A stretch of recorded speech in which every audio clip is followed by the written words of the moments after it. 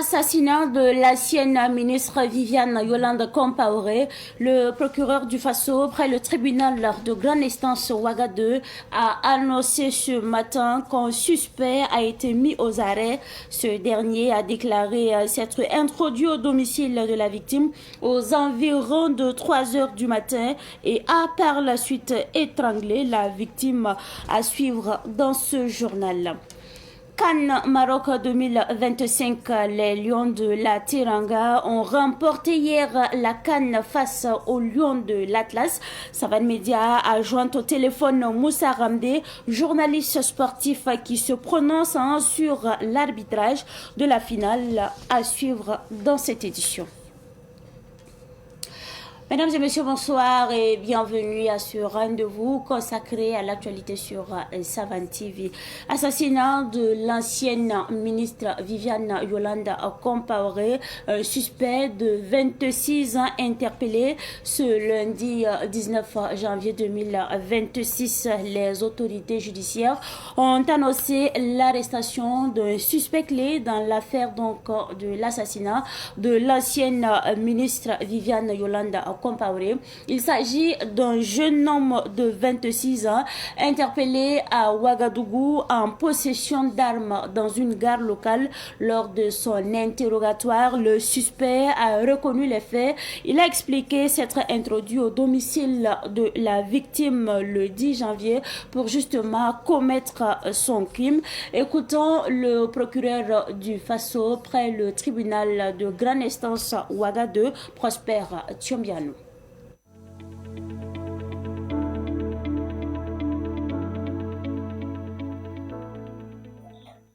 Dans le cadre de l'enquête de flagrant crime ouverte suite à l'assassinat le 10 janvier 2026 de Mme Compaoré Ouedraogo Viviane Yolande, ancienne ministre des Transports et ancienne gouverneure de la région du Yadega, le commissariat de police de l'arrondissement 12 de la ville de Ouagadougou a procédé à l'interpellation d'un suspect le 13 janvier 2026 à la gare de la société de transport Aérona et Frères Staff de Gounguin à Ouagadougou. L'individu qui se nomme Bougouma Wenpanga Yannick est employé de commerce sans domicile fixe et âgé de 26 ans. En effet, au cours des constatations effectuées le 10 janvier 2026, les enquêteurs avaient noté la disparition de certains objets de valeur appartenant à la victime, ainsi que la présence de 2 petits couteaux, armes du crime. Les investigations qui ont mobilisé toutes les forces de police judiciaire et technique ont comporté les auditions de témoins membres de la famille de la défunte, une autopsie du corps et autres actes d'enquête. Les recherches ont permis de localiser le suspect à la gare Staff de Gounguin, où il a été interpellé par la brigade de recherche du commissariat de police de l'arrondissement 12. Il est à préciser qu'au moment de son interpellation, le mis en cause était sous l'emprise manifeste des stupéfiants. Il a donc été mis en observation pendant 3 jours jusqu'à dégrisement. Quand il a retrouvé sa lucidité, les enquêteurs ont procédé à son interrogatoire. Interrogé sur les faits liés à l'assassinat de Compaoré Ouedraogo Viviane Yolande, le suspect a été dubitatif dans un premier temps avant de passer aux aveux. Bougouma Wenpanga Yannick a ainsi déclaré aux enquêteurs s'être rendu au domicile de la victime le samedi 10 janvier 2026 aux environs de 3 heures du matin en escaladant le mur. Il s'est camouflé à l'intérieur pour attendre l'arrivée de la fille de ménage et l'ouverture des portes pour s'introduire dans le bâtiment.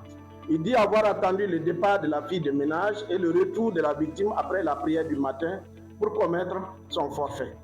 Poursuivant sa narration, il déclare avoir surpris la victime dans sa chambre et l'a maîtrisée par une technique de clé de cou qu'il qualifie de cadenas, l'empêchant de pouvoir alerter le voisinage. Il dit s'être adressé à la victime en ces termes alors qu'il l'étranglait. Tu es à la base de ma misère et de ma souffrance. Aujourd'hui, c'est la fin d'une longue époque qui a gâché ma vie par tes mensonges, occasionnant mon licenciement. Il soutient s'être retiré des lieux, mais y est revenu pour s'assurer de la mort de la victime en utilisant un petit couteau qui se trouvait dans les toilettes internes de la chambre. Il a d'abord poignardé au cou avant de l'égorger pour s'assurer que sa mort est effective. Bougouma Wenpanga Yannick déclare en outre qu'après son forfait, il s'est rendu dans la chambre du fils de la victime pour s'échanger en utilisant les habits de ce dernier, notamment un survêtement complet manche courte et de couleur verte pour ressortir.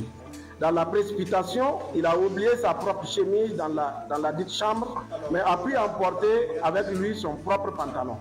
De retour à la gare Staff, il s'est à nouveau changé en abandonnant les habits dont il s'était emparé sur le lieu du crime. De même, il a déclaré avoir emporté 3 téléphones portables, une tablette, une somme d'argent d'un montant de 50 000 francs CFA et un sac de couleur bleue appartenant à la victime. S'agissant du mobile de son crime, le nommé Bougma Wenpanga Yannick a avancé des motifs selon lesquels la victime serait à la base de son congédiement lorsqu'il était employé comme apprenti chauffeur dans la société de transport Staff il y a quelques mois de cela. Il est à noter que le père de Bougma Wenpanga Yannick est le neveu de la victime, en ce que la grand-mère paternelle du suspect est sa sœur utérine. Aussi, affirme-t-il avoir subi plusieurs fois des dénigrements et des calomnies de la part de la victime. Il explique avoir été traumatisé par des menaces et accusations pour des faits de vol et des actes de délinquance de la part de la victime. Par ailleurs, il affirme avoir des conflits avec la famille de la défunte depuis son enfance.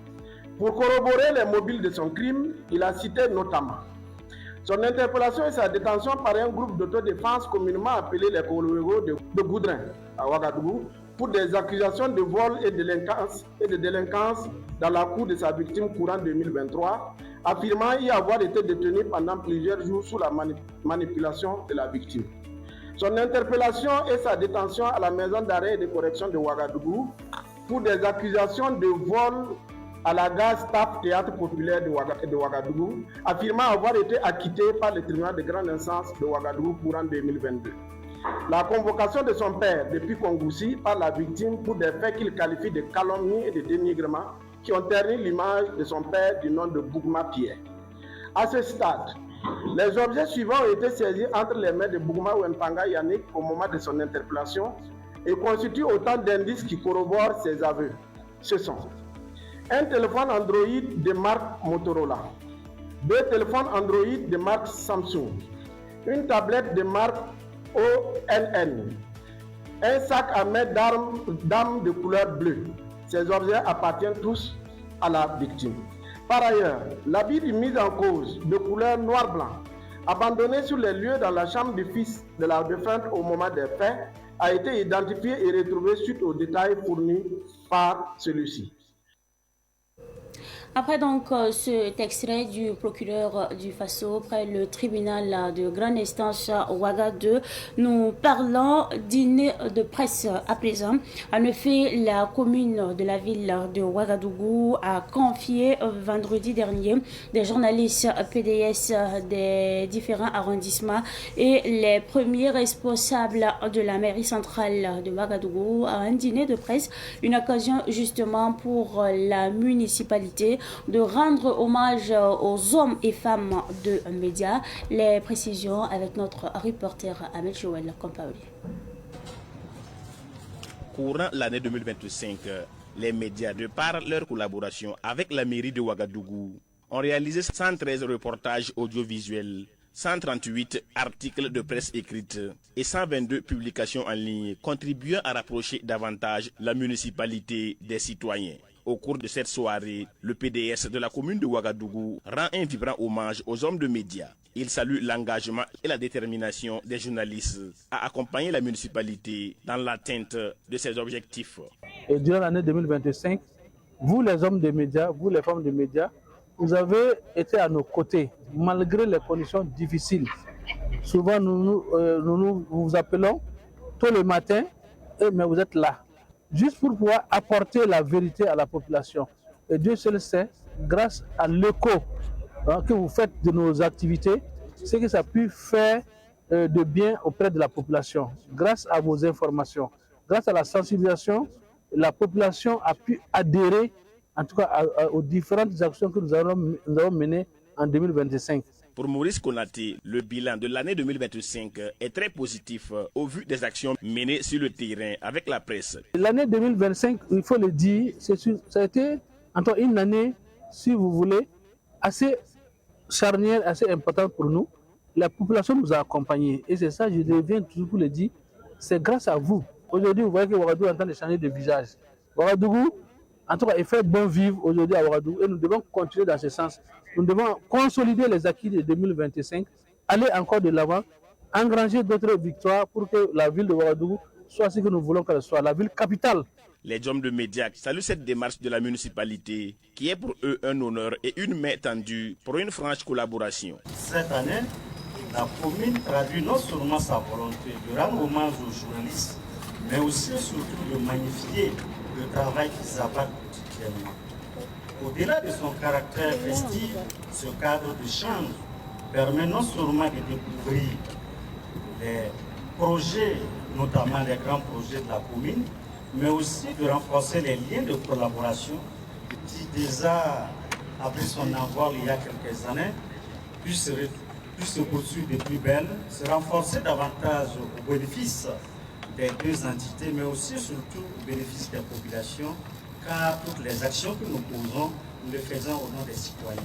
La commune de Ouagadougou entend poursuivre les actions de la collaboration avec la presse pour mieux sensibiliser les populations sur plusieurs enjeux essentiels pour le développement de la commune en particulier et du Burkina Faso en général. L'actualité de ce soir est également marquée par la Fondation Revie qui a organisé ce samedi une journée porte ouverte à l'endroit des professionnels des médias. Une initiative qui vise donc à faire connaître la Fondation, ses missions et ses actions au grand public à travers les médias. Les précisions avec nos reporters Géraldine Youkbaré et Cynthia Zouglada. À travers cette journée porte ouverte, la Fondation Revie a présenté aux hommes et femmes de médias l'ensemble de ses activités axées sur la valorisation des produits locaux. La Fondation transforme notamment les feuilles de moringa en poudre et en gélules, ainsi que d'autres produits tels que le soumbala et le manioc. Selon le président de la Fondation Revie, cette initiative de journée porte ouverte s'inscrit dans une volonté de renforcer la collaboration avec la presse, partenaire clé dans la vulgarisation de ces actions. L'activité de ce matin s'inscrit dans un cadre de communiquer avec non seulement les populations, mais en particulier vous, les médias. C'est pourquoi nous appelons journée porte ouverte, afin de permettre d'informer sur ce que nous faisons dans le but de pouvoir impliquer le plus grand nombre. La Fondation Revie œuvre dans l'accompagnement des populations, en particulier les jeunes et les femmes, à développer leur activité agricole, entrepreneuriale dans leur lieu géographique. La Fondation Revie est également active dans la pisciculture et l'élevage de la volaille, contribuant au renforcement de la sécurité alimentaire. La culture de champignons fait aussi partie de ces domaines d'intervention. Les participants ont pour leur part salué l'initiative. Ils estiment que cette journée leur a permis de mieux comprendre les missions de la Fondation et l'impact de ses actions. C'est assez impressionnant ce que nous avons pu constater ici, de la formation à la transformation des produits locaux. C'est assez intéressant. On a vu une multitude de produits et ça permet en tout cas de mettre en valeur tout ce que nous avons ici comme produits locaux. J'ai découvert la fondation qui fait de l'alimentation saine, en tout cas son credo. Ici, on voit qu'il produit des produits bio. J'ai vraiment apprécié l'immersion et ça m'a permis de découvrir beaucoup de choses. La Fondation Revie a été créée en 2015 et se donne pour objectif de lutter contre le chômage et favoriser l'entrepreneuriat. La Fondation œuvre pour la promotion du consommation local, de l'autonomisation économique des couches sociales vulnérables et du développement durable. La coordination des jeunes musulmans du Burkina Faso était au domicile du nouveau président de la FAIB, entendu par la Fédération des associations islamiques du Burkina le samedi dernier. Elle est allée témoigner son engagement et son accompagnement au nouveau président pour son mandat d'une année. C'est un reportage signé Abdoulaye Kinda. Il est de coutume à la coordination des jeunes musulmans du Burkina d'accompagner tout président de la Fédération des associations islamiques du Burkina. Mais pour la coordination, le cas de Elhaj Moussa Kwanda est particulier. Il y a une particularité pour cette rencontre parce que le président Kwanda a eu une vision de réforme pour la Fédération des associations islamiques qui n'a pas caché en le disant haut et clair le jour de sa prise de la passation des charges à la FAIB. Donc la jeunesse est mobilisée vraiment en masse comme un seul homme pour venir lui témoigner vraiment de leur accompagnement et de leur disponibilité vraiment à ce que l'islam puisse rayonner au Burkina Faso. Les attentes de la coordination des jeunes musulmans du Burkina sont nombreuses envers Elhadj Moussa Kwanda. Et le défi qui est là présentement, c'est une question de réorganisation totale même de la sphère religieuse, surtout dans le monde musulman, notamment la relecture des textes de la FAIB, et encore une réorganisation même de la sphère pour revoir même la place de nos leaders religieux, notamment les cheikhs, les oulémas et les savants de l'islam, où il faut les placer pour que chacun puisse vraiment occuper convenablement la place qui le suit et qu'il puisse vraiment jouer le rôle qui lui est imparti. Elhadj Moussa Kwanda a salué l'entente au sein de la coordination et a invité ses membres à participer activement aux activités de la FAIB. Nous sommes très fiers de vous. Nous vous encourageons de continuer à faire la bonne action pour votre Oumma et pour notre pays. Pour notre action, avant tout, vous le faites pour vous-même, car vous êtes l'avenir de notre nation. Je voudrais terminer en vous félicitant pour cette initiative que vous avez prise de venir aujourd'hui vous honorer en tant que président de la communauté, en tant que président de la FAIB.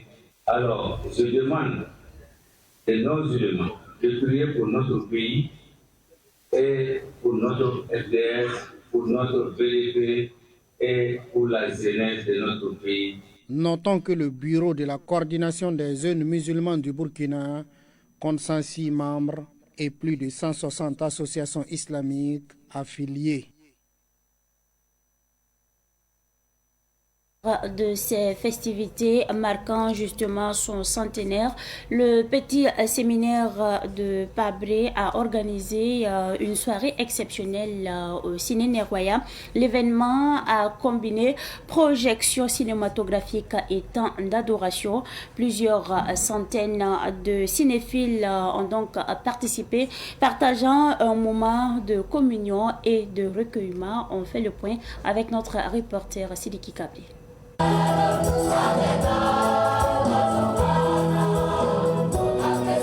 Affichant complet et nécessitant l'ajout de chaises d'appoint, le Ciné Neroya a vivré au rythme de cet événement d'exception. Le temps fort de la soirée a proposé sur un équilibre entre spiritualité et mémoire. La projection d'un film d'1 heure, véritable film historique, rendant un vibrant hommage aux séminaristes, a suscité une vive émotion et l'admiration unanime des spectateurs à leur sortie de salle. Je suis fier de ce que je viens de revivre en des étapes importantes de la vie de ce berceau, j'allais dire berceau de l'humanité. Parce que ce qui s'y vit, ou bien ce qui a été vécu dans ce cadre par nous autres, eh bien, nous voyons que nous comprenons davantage le sens de la vie. La vie est d'abord une rencontre. Et lorsque les hommes se rencontrent, eh bien cela ne suffit pas. Il faut quelque chose qui les impulse pour que effectivement la vie se structure. Et Pabré a été un cadre pour nous de structuration, de maturation de notre étoffe. C'est un film vraiment très édifiant, très intéressant, parce que le film retrace la vie du petit séminaire. Voilà. Quand est-ce que le petit séminaire a été créé, par qui, et vraiment, qu'est-ce que l'on fait au petit séminaire? Bon, ça nous a permis de comprendre que, au-delà de ce que nous croyons, ce n'est pas uniquement un lieu où on forme seulement que des prêtres. Pour les premiers responsables de l'institution, cette initiative revêt une double dimension. Elle vise d'une part à restaurer le petit séminaire dans toute sa noblesse et d'autre part à mettre en exergue sa contribution historique au rayonnement de l'éducation au Burkina Faso. Il s'agit de célébrer un modèle de formation qui forge des citoyens dévoués, prêts à se mettre au service de la nation. L'objectif, c'est d'ouvrir un peu les portes du petit séminaire pour que les fidèles paroissiens et tous ceux qui sont de bonne volonté puissent connaître le séminaire, donc à travers les chants et le film documentaire qui relate un peu la vie à l'intérieur du petit séminaire de Paris. Nous sommes satisfaits et la satisfaction vient du fait que les gens ont répondu nombreux, cela veut dire qu'ils ont de l'intérêt pour le petit séminaire. L'apothéose de ces célébrations est attendue le 24 janvier prochain à Pabré. Ce centenaire du petit séminaire Saint-François de Sales est placé sous le signe de la gratitude et de l'engagement autour du thème « 100 ans du petit séminaire Saint-François de Sales, Deo Gracias, œuvrons pour son rayonnement ». Faso Academy 2025, Rainatou Ouedraogo a remporté le trophée du concours artistique musical Faso Academy 2025. Candidate de la région du Kadiogo, elle s'est imposée face à 4 autres finalistes lors de la grande finale. Une finale qui a eu lieu le vendredi dernier à Ouagadougou en présence de Salif Sanwidi et Moumouni Nana.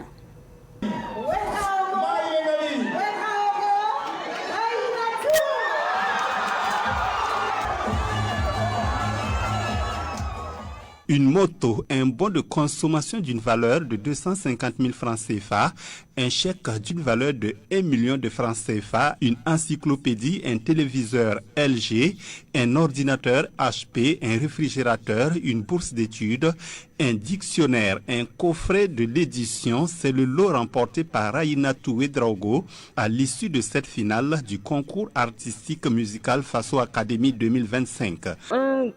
Soulagement et puis un gros sentiment de joie aussi, même si mes camarades n'ont pas démérité. Je suis très contente parce que c'était une aventure remplie, riche en émotions, en expériences, donc je suis contente. Je dirais que la prochaine étape, c'est de mettre surtout en pratique ce que les membres du jury ont dit, parce que c'est vrai que je suis lauréate, mais j'ai eu pas mal de lacunes sur scène et avec le jugement du membre du jury, j'ai compris qu'il y a beaucoup de choses que je devrais améliorer et pourquoi pas me lancer dans la musique.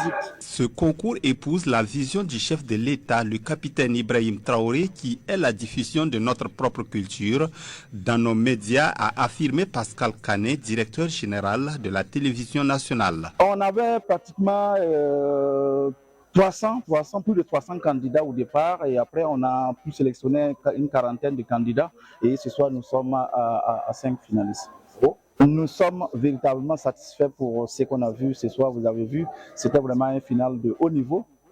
Jusqu'à la fin, on se doutait de qui allait remporter ce trophée. Et je pense que c'est à l'actif de tous les acteurs, tous ceux qui ont contribué en tout cas à cette activité importante. Nous avons fait le tour de toutes les régions du Burkina pour nous retrouver ici depuis pratiquement 3 mois. Nous travaillons là-dessus et donc c'est le fruit d'un travail en tout cas minutieux de plusieurs acteurs qui a été présenté ce soir et nous sommes vraiment très ravis pour ce que nous avons pu voir et nous sommes vraiment très contents pour la suite également. Le critère de sélection à cette finale à l'endroit des 5 candidats a porté sur la justice. Brahim Diaz a joué le jeu, mais je pense qu'il y avait quelque chose quand même sur cette action-là. Là où on déplore, c'est surtout le but refusé du côté sénégalais, qui à mon avis, l'arbitre ne devrait pas siffler la faute sur Hakimi, mais malheureusement, parce que vous savez, dans ce cas de figure, on demande souvent à ce que l'arbitre laisse l'action terminer avant de siffler. Malheureusement, il a sifflé et la suite de l'action a mis la balle au fond des filets. Et la VAR ne pouvait pas décider autrement à partir du moment où le coup de sifflet de l'arbitre a influencé le jeu. Donc, la VAR ne peut plus intervenir pour donner une suite à cette action. Disons, comme certains pensent qu'il pouvait revenir pour valider le but ou pas. Non, je pense que c'était une erreur arbitrale qui est difficile à corriger. Voilà, que cela ne tienne dans l'ensemble, je pense que, à mon avis, si le Maroc gagnait sur le penalty, ça allait être un peu vilain aussi, parce que c'était une finale qu'on voulait vraiment que le gagnant gagne avec beaucoup de mérite. Mais ce qui s'est passé après avec le geste des Sénégalais, vraiment c'est condamnable. Il faut vraiment éviter ce genre de situation pour ne pas ternir l'image du football africain. Que cela ne tienne, félicitations au Sénégal qui a mérité son titre, qui est réellement un champion d'Afrique avec tout ce qu'on a vu. Et donc, je dirais que de façon globale, cette CAN a été véritablement une réussite, une CAN qui... Toutes les grandes équipes ont tenu le pari. Vous allez voir que à partir des quarts de finale, tous les favoris, voilà, étaient au rendez-vous. On a vu des grands matchs, notamment des derbies ouest-africains, des derbies de part et d'autre. Donc pour moi, c'était une CAN excellemment réussie. C'est l'une des rares CAN d'ailleurs où on n'a pas vu des surprises, des outsiders bousculer vraiment la hiérarchie. Page triste de cette édition, la star de la boxe burkinabé, Dramane Nabaloum alias Boum Boum, décédé jeudi dernier, a été inhumé au cimetière de Taptenga ce samedi. Avant donc son inhumation, Boum Boum a reçu les derniers hommages de ses parents, amis et acteurs du monde sportif. Retour sur l'inhumation avec Ahmed Joël Compaoré. Ici, dans la grande famille Nabaloum, dans le quartier zone 1 de Ouagadougou, parents, amis, collègues sportifs et délégations du gouvernement, avec à sa tête le ministre des Sports, rendent un dernier hommage au triple champion de boxe Dramane Nabaloum dit Boum Boum. Après la prière d'Absout au sein de la famille, Boum Boum est conduit à sa dernière demeure au cimetière de Taptenga. Sur place, plusieurs témoignages. Vous arrivez partout, on vous dit boum boum boum boum. À Trinidad Tobago, quand je suis allé avec les cadets, il y a un monsieur qui m'a demandé, you know Boum Boum? I said yes, I know him. Alors je lui ai dit, moi, c'est notre boxeur. Boum Boum a boxé très jeune en France, dans le championnat, un championnat franco-africain. Il a boxé, il s'est fait connaître déjà là. Vraiment, c'était un boxeur hors pair. Que nous perdons, que la terre lui soit légère. Quand je voulais commencer en boxe, on m'a conseillé d'aller le voir et je suis allé chez lui. Malgré qu'il était déjà un peu fatigué, ça fait déjà 2 ans, il n'a pas tari de conseils à mon endroit. Il y avait d'autres projets qui venaient avec la Fédération burkinabé de boxe, mais vous savez, l'homme propose et Dieu dispose. Nous ne pouvons qu'accepter ce que Dieu a choisi. La vie réelle qu'il menait, il était facile, façonnable, et c'est ça qui l'a valu pour qu'il soit ce qu'il est. Moi, mon souhait, que Dieu l'accompagne, que la terre lui soit légère, que toute sa famille se débrouille pour que sa famille aussi soit bien, ministère, club et tous les boxeurs. Pour Moussa Nabaloum, cousin du défunt, Dramane Nabaloum était très humain et il a été une fierté pour la famille Nabaloum à travers sa vie sportive. C'était la fierté de la famille Nabaloum et par aussi de tout le Burkina, puisqu'il a amené le Burkina sur le plan sportif assez loin. Le nom Boum Boum résonne dans presque tous les rings. Dramane Nabaloum était une référence pour la famille Nabaloum. Des boxeurs de la nouvelle génération présents sur les lieux déplorent la perte de leur doyen. Pour Mathias Napaongo, dit le fighter, Boum Boum a été un coach pour lui. Lors de nos préparations, il était toujours à nos côtés. Donc à chaque fois, quand je le vois, quand je finis le round, je le regarde, il me montre souvent des trucs. Ceux qui le suivent très bien, ils savent de quoi je parle. Vraiment, il nous motivait vraiment de continuer à combattre. Et d'abord d'aimer même le pays. Que quand on combat, ce n'est pas pour l'argent. Il faut penser d'abord au pays. Et je pense que c'est une ADN qui nous a vraiment donné. Et je pense que son chemin sera très bien géré.